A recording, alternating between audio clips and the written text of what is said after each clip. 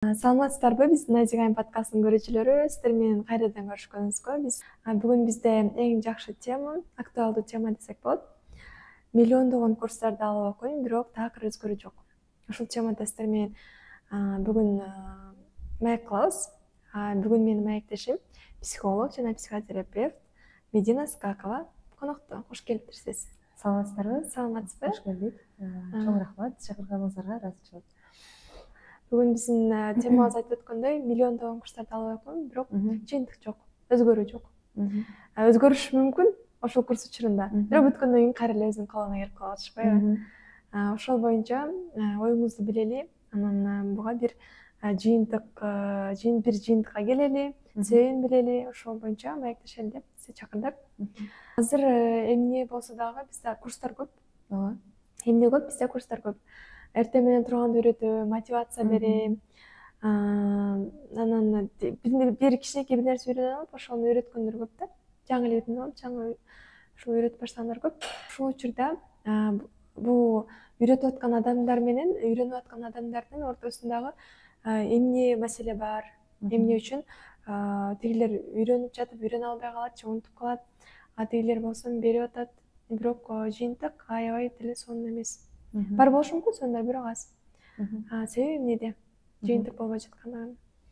Ооба, азыр албетте баардыгыбыз эле окуп атабыз, илим алып атабыз. Баардыгыбыз деле колубузда мүмкүнчүлүк абдан көп.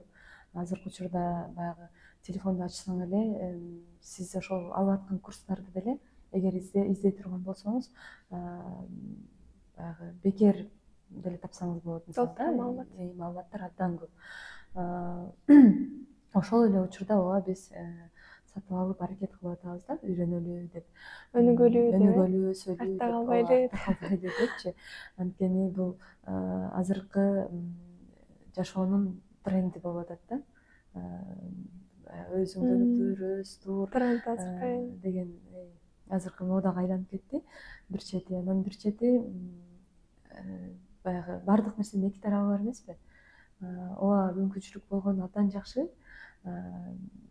Экономикалык жактан, убакытты утуу жактан, ошол эле учурда баягы үйдө отуруп алып эле билим ал деп ушул жактардан биз утуп атабыз. Бирок бир чети бул нерсеге биз себебин кантип түшүндүрөбүз? Тарых менен эле себебин түшүндүрүп койсок болот да. Мисалы, адамдын өзү өнүгүп өсүп туруусу бул жараткан Алла Тааланын баягы биздин табиятыбызга салып койгон эволюциялык закону. Адам кааласа да каалабаса дагы турмуштун муштумун жегенде өзгөргөнгө туура келет. Өскөнгө туура келет. Сырттан келген ар бир кубулуштарга биздин реакциябызды алмаштырбасак, же болбосо ошол нерсеге биз дагы калыбына келбесек, өзүбүз эле кыйналып калып атабыз. Анан баягы сен турмуш тарбиялай электе илим алып, өзүң даяр бол деген жакшы нерсе болуп атпайбы бул нерсе? Баягы курстарды сатуу айтайын дегеним, ар кандай марафондорду уюштуруу, бул жакшы жагы дагы бар. Ал эми эмне үчүн пайда албай жатабыз деген себебинде, жыйынтык жок деген себеби бул эң биринчиден биз илим ала турган болсок, илимдин өзүнүн адептери болот. Илимге мээнет кылганга туура келет. Илгери мисалы илим ала турган болсо, баланы кичинекейинен эле ата энеси же энеси, көп эсе улуу адамдардын, алымдардын, мен деген окумуштуу баягы чыгаан адамдардын тарыхын окуй турган болсок, аларды көп эсе баягы энеси шыктандырган, анан энеси жетелеп барып ошол бир аалымга алып барып берип койгон, кичинекейинде эле тарбия бериңиз деп мисалы.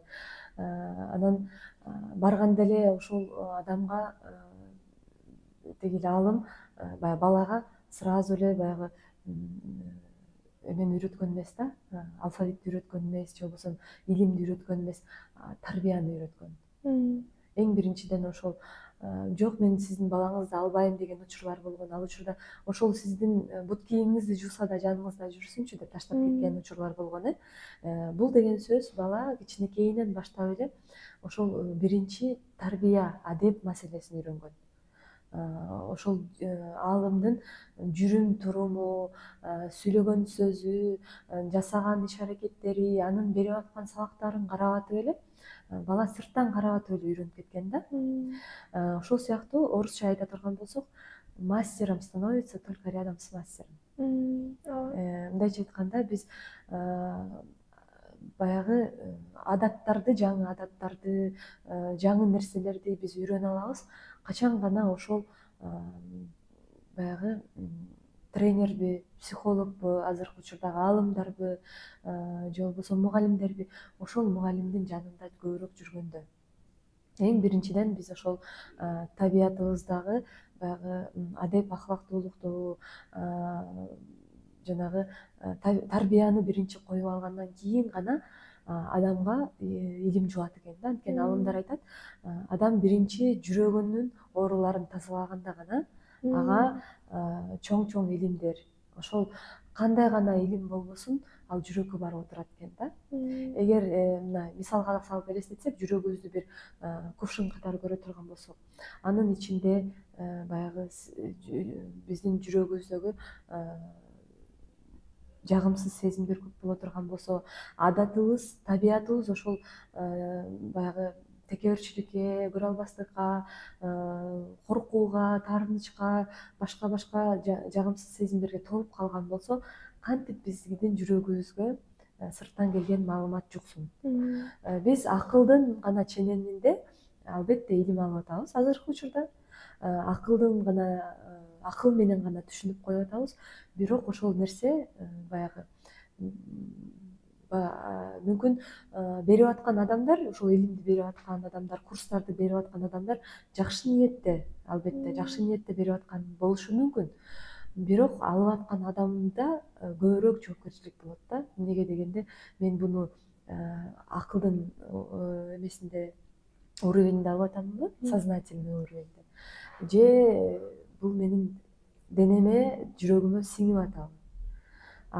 Жүрөккө, денеге сиңиш үчүн эң биринчи ошол баягы биз эмнекен адеп, ахлак, тарбия маселесин биринчи коюп алгандан кийин анан бизге илим жугат экен да.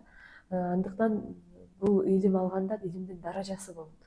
Сиз мисалы азыр мен сизди бир айда миллионер кылып салам деген курстар бар, өзүң карыздар болсоң, өзүң өмүрү миллион таап көрбөсөң, өзүң керек болсо дагы иштеп да көрбөсөң, кантип сен сразу эле миллион таба аласың?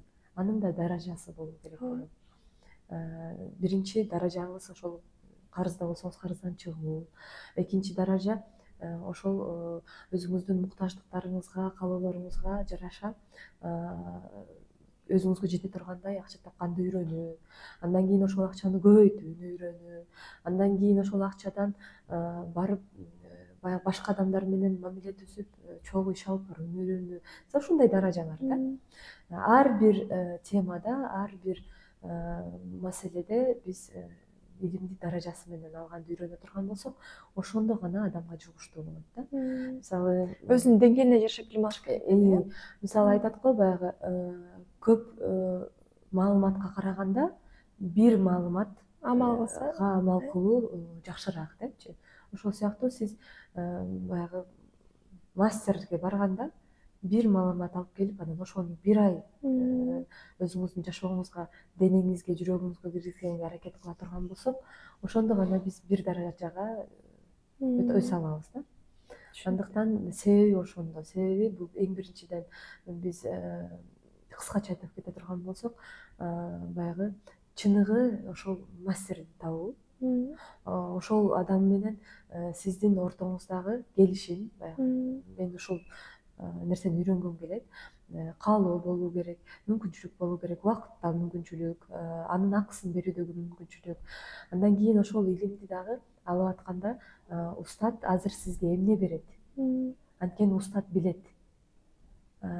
Жок, мага муну бер деп баягы кээ бир адамдар айтат да, мага бул нерсе керек депчи. Анан сен көрүп турасың да, ал адамдын азырынча ага даяр эмес. Ал бул нерсени алса, ошол ага пайдалуураак болот. Мисалы, ошол адеп ахлактарды билип алуу. Ошол маселеде анан адам даражасы менен алганда гана натыйжа боло алат экен да. Түшүнүктүү. И жүрөгүң тазалагандай. Ооба. Анан бул жактан мындай суроо болот да. Мен азыр башка элдин артта калып кетпейин, ушундай курстарда окуп алайын деп эле окуган менен чыныгы керек, өзүнүн муктаждыгын билип окуган такыр башкача болуш керек. ооба. Бирок адам өзүнүн муктаждыгын кантип биле алат? Көбүн эсе эмоцияга алдырып коюп, анан кийин Маркетинг, сатып сатуу алып маркетингден ачышат да. И ошол маркетинг системасындагы баягы триггерлер деп коет го, адамдын эмоциясына тийгенде гана адам ушул мага керек экен деп эмне кылат, сатып алат. Ооба. Бирок сатып алганда дагы сиз түшүндүңүз сизге керек экенин. Бирок ошол нерсеге сиз өзгөргөнгө өзүңүз даярсызбы? Бул биринчи маселе. Экинчи маселе, онлайн ала турган болсок, онлайндын ар жагында турган устат сизге индивидуалдуу эмне кыла албайт, мамиле кура албайт. Сизге индивидуалдуу ошол нерсени үйрөтө албайт. Бул көпчүлүккө берилген маалыматтар. Анан ошол көпчүлүккө берген маалыматты сиз экинчи даражада, мындайча айтканда, өзүңүз жоопкерчилик алып кетип, ошону колдонуп кете аласызбы? Маселе мына ошондо. Көбүн эсе биринчи даражада ооба, бул мага керек экен деп келет дагы, жоопкерчилик маселеге келгенде баягы бул жактан деле иштеш керек турбайбы, бул жактан деле мээнет кылыш керек турбайбы деп биз көбүн эсе ошол кайдыгерчиликке, жалкоолугубузга салып коебуз да. Айтайын дегеним, биринчи сурооңузга жооп бергенде айтпадымбы баягы, мастер устаттын жанында гана биз устатчылыкты үйрөнө алабыз да. Эгер кененирээк, баягы көбүрөөк, анан тереңирээк билим ала турган болсок. Ал эми албетте баягы жеңил нерселерди, жашоодогу бытовой нерселерге керектүү маселелерди биз үйрөнө алсак болот онлайн. Баардыгын эле мындай каршы деп айта албайбыз. Болгондо маселе Муктаждыктарын билүүдө. Өзүңүздүн муктаждыгыңызды билүүдө, экинчиде жоопкерчиликти алып кетүүдө. Сатып аткан адам да эмес, көбүнчө эсе ошол сатып алып аткан адам дагы өзүнүн жоопкерчилигин билүүсүндө.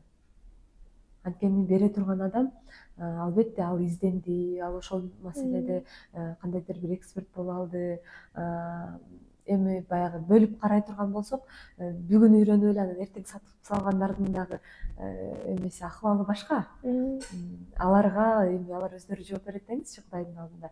Берки жанагы чыныгы бир кесипкөй устат адамдар бар да, мугалим адамдар бар. Канча жылдан бери ошол илимдин үстүндө өздөрү илим алып келет, дайыма ошол даражасын көтөрүүдө өздөрү дагы азыркы учурда да илим алып турат, өздөрү устат карманышат.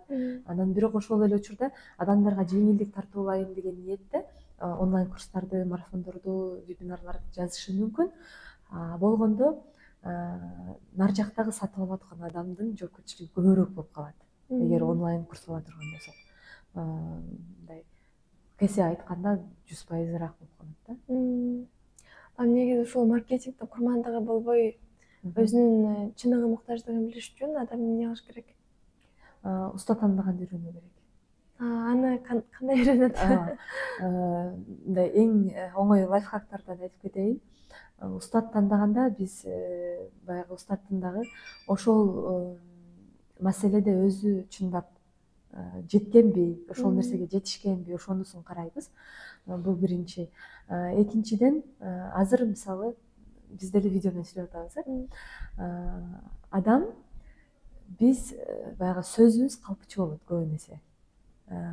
Анткени 95% биз баягы подсознаниядан турабыз деп атпайбыз, жүрөк менен денеден турабыз деп атпайбызбы. Андыктан сезимдер жана дененин сезими жана жүрөктүн сезими эч качан алдабайт. Орусча айта турган болсок, чувство сердца и ощущение тела.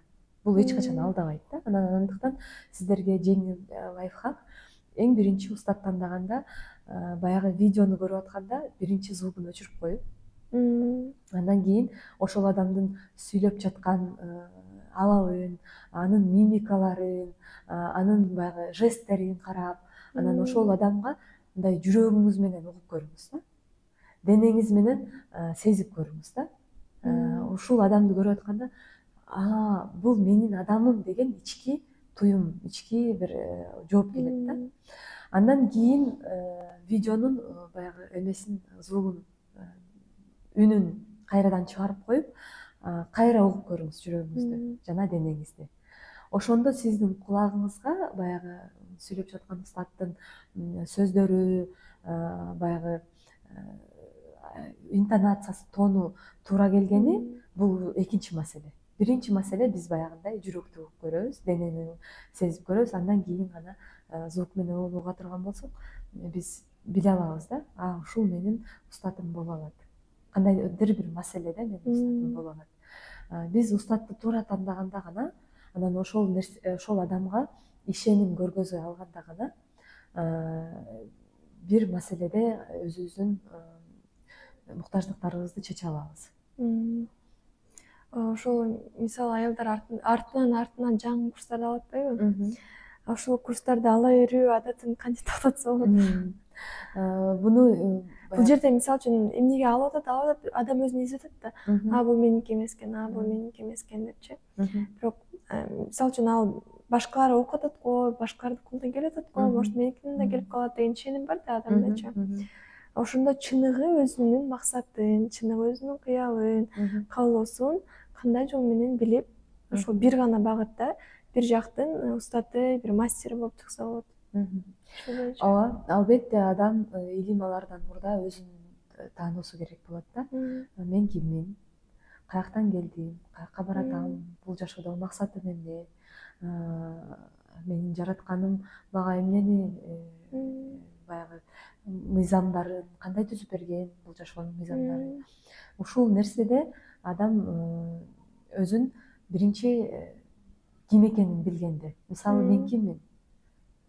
Көбүн эсе айымдардан мен биринчи ушул суроону берем, сиз кимсиз дегенде, мен энемин дейт, же болбосо мен Мединамын дейт. Бактылуу аялмын дейт. Мен деген психологмун дейт, мисалычы. Бул ролдорду айтып берет да. Чыныгы адам өзүн баягы тааный элек да. Мындай карай турган болсок, биз болгону адамбыз.